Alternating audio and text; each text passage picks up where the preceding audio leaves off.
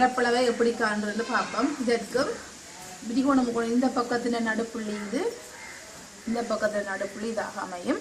இரண்டையும் இணைக்கிற கோடு இதற்கு இந்த அடிக்கு சமாந்தரமாக அமையும்.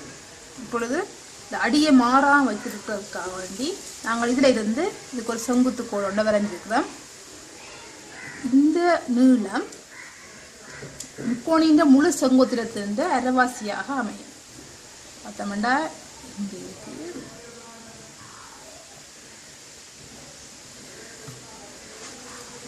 செங்குத்திரம். இப்போ இது முழு செங்குத்திரத்தின் அரைவாசியாக இது அமையும். இப்போ நாங்கள் இப்போ செவ்வகமாக நான் இப்பொழுது மாற்றப் போகிறேன்.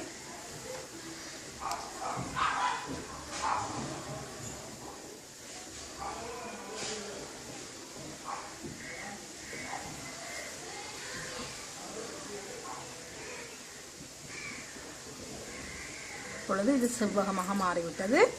இது முக்கோணியின் அடி, இது முக்கோணியின் செங்கோத்திரத்தின் அரைவாசி.